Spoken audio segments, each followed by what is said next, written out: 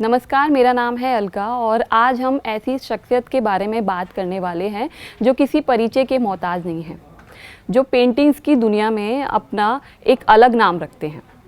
तो हम जिस शख्स के बारे में हम बात करने वाले हैं उनका नाम है मुनीर अली खान जी। तो बहुत बहुत स्वागत है सर आपका।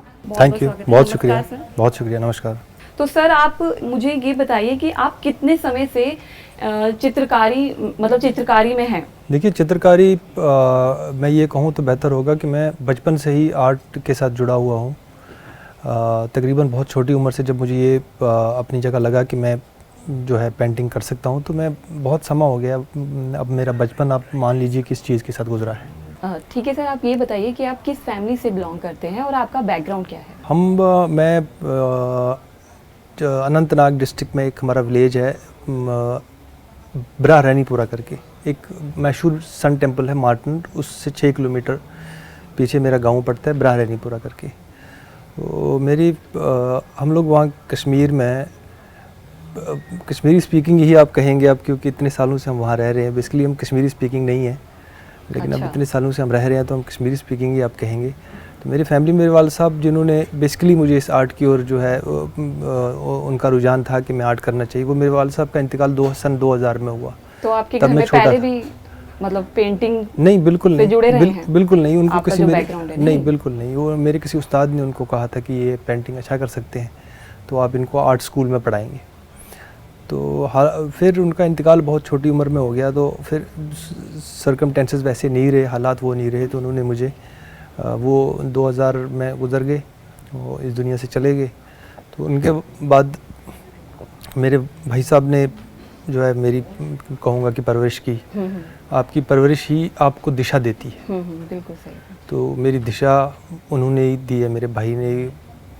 तो मेरे वाल साहब की जगह उन्होंने ली है। मैं जो कुछ भी करता हूँ और जहाँ तक भी मैं पहुँचता हूँ, तो मैं समझता हूँ कि सबसे बड़ा कंट्रीब्यूशन मेरी ज़िंदगी में उसका है, और उससे बड़ा किसी का नहीं हो सकता, जिन्होंने मेरे हर कदम पे नज़र रखी। तो उन्होंने फिर परवरिश की, उन्होंने थोड़ा बहुत स्कोप दिया, मौका कहीं जाने आने का, फिर सीखने करने का। तो ये सिलसिला फिर आगे बढ़ता गया। जी।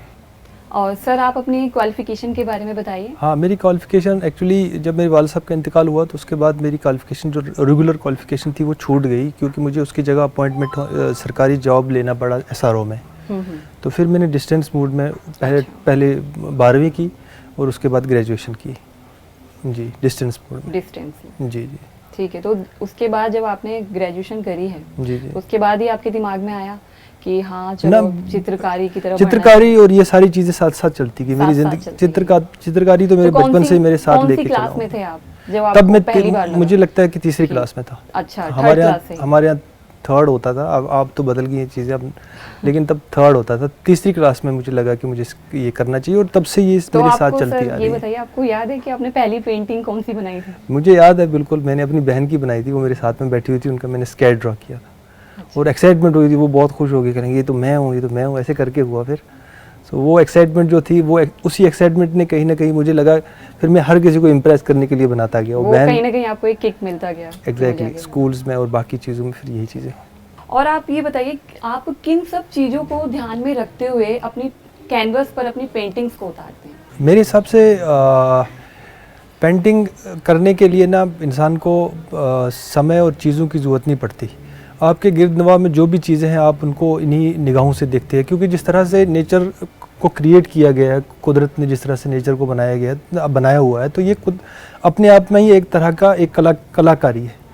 सो आप किसी भी चीज़ को जब आप देखते हो, तो आप उसको एक आर्ट की ही नज़र से देखते हो, ऐसा मैं सोचता हूँ।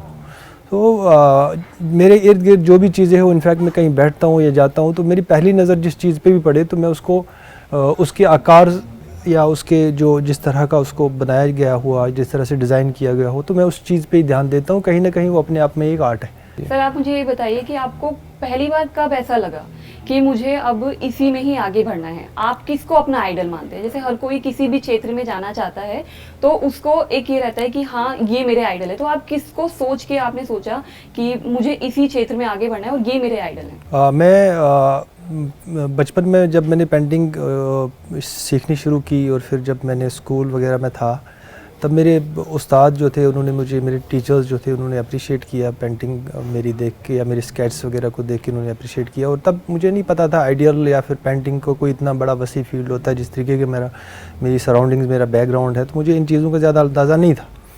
लेकिन फिर थोड़े जब आगे बढ़े 10th-12th में मुझे पता चल गया कि हमारे कश्मीर के 1-2 कोई आर्टिस्ट थे बड़े नामी।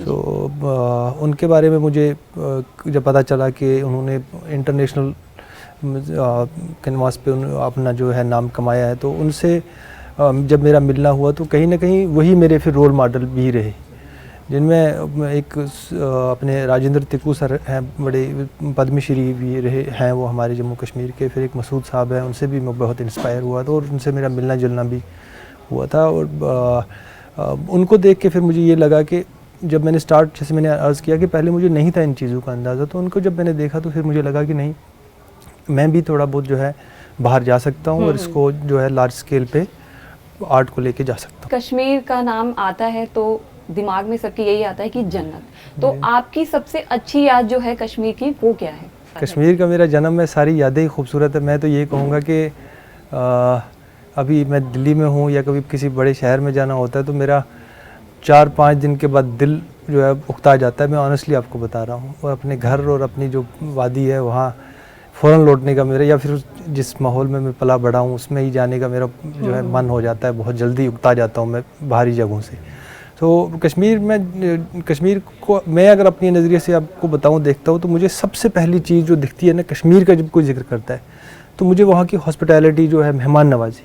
हाँ जी। मैं वो चूँकि जो सीनरी है, बाकी चीज़ें हैं, वो चूँकि हम तो हमारे इर्द गिर्द हमारे वही समा है वहाँ का, लेकिन वो जो मेहमान नवाजी है, मैं उसको ही सबसे पहले अपनी कल्पना में जब भी कोई कश्मीर का जिक्र करता है, क्योंकि जैसे वहाँ पे हुआ करता था और वहाँ पे जो diversity of culture, communities, cultures और फिर रिलीजन में ख़ास करके जो कश्मीरी पंडित और फिर मुसलमानों के दरमियान में जिस तरह का तालमेल और ताल्लुक़ हुआ करता था, तो वो बचपन में कहीं ना कहीं मैंने देखा हुआ है और उस चीज़ को मैं मिस करता हूँ।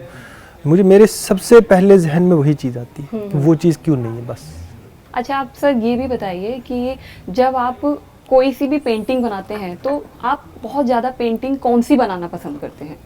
क्या जब भी बनाते तो क्या आपके मन में आता है कि मुझे यही पेंटिंग बनानी है और किसकी ज़्यादा डिमांड? ईमानदारी में आपको बताऊं तो मैं ज़्यादातर पोर्ट्रेट्स बनाता हूं। ये इसलिए क्योंकि इंसान जो है ना, ये दुनिया में सबसे अनमोल है, मुझे ऐसा लगता है। सारी चीज़ें जो है ना कहीं ये ऐसी एक जो है ह्यूमन बीइंग के इर्द गिर्द में घूमती हैं। तो मुझे ह्यूमन फेस के साथ ना एक अलग सी अट्रैक्शन है, वो बनाने में मुझे एक अलग सा सुकून आता है। और जब मुकम्मल हो जाए तो एक ऐसी मतलब ऐसे समय में चला जाता हूँ कि जहाँ मतलब मुझे कोई गम नहीं होता, खुशी होती है जब मैं मुकम्मल कर लेता हूँ। ख़ासकर पोर्ट्रेट जो भी हो, जिसकी भी हो, लेकिन पोर्ट्रेट करना और पोर्ट्रेट कंप्लीट करना मुझे बड़ा रिलैक्स फील होता है। पहले के कश्मीर को जी और अब के कश्मीर को क्या मतलब किस तरह देखते हैं आप?